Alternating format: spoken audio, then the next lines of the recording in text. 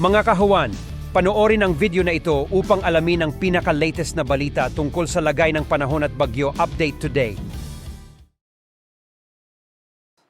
Kaninang alas 3 ng umaga, huling namatan itong sentro ni Bagyong Marce sa layong 500 kilometers kanluran ng Lawag City sa lalawigan ng Ilocos Norte. Nasa labas na ito ng ating Philippine Area of Responsibility.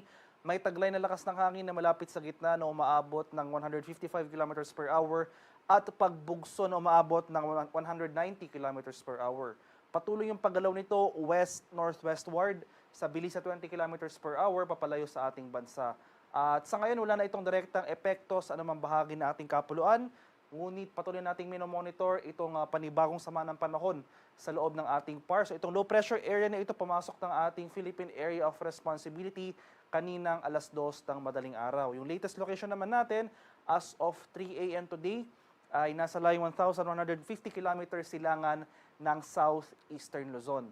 Mataas yung tsansa na nasabing low pressure area na maging isang ganap na bagyo within the next 12 hours, pero at least for today, wala pa itong direktang epekto sa anumang bahagi ng ating bansa.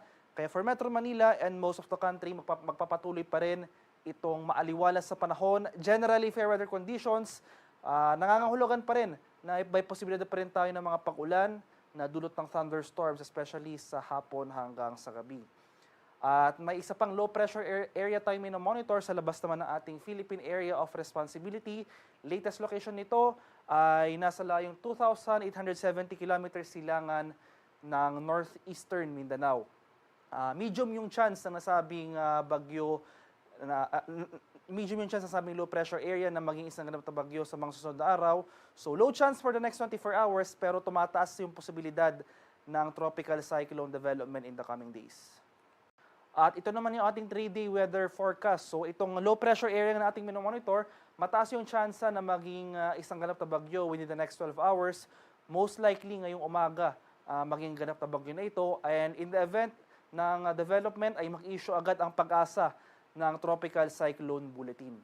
So dahil sa possible weather disturbance na ito, asahan natin starting tomorrow, Sunday, ang mataas na tsansa ng mga kalat-kalat na pag-ulan sa areas ng Southern Luzon. So dito sa Bicol Region at Quezon, pati na rin dito sa Aurora, asahan natin yung mga pag-ulan sa areas na ito.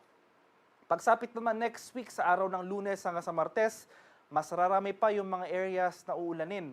So magpapatuloy yung pag-ulan sa bahagi ng Southern Luzon, itong Bicol Region, Quezon at Aurora, at malaking bahagi ng Hilangan Luzon mararanasan na rin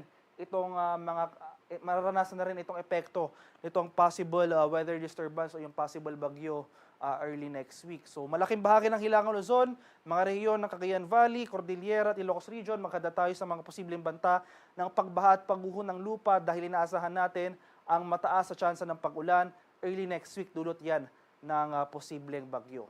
At sa mga lugar na hindi nabanggit, magpapatuloy itong fair weather conditions at maganda pa rin tayo sa mga posibilidad ng isolated rain showers or localized thunderstorms.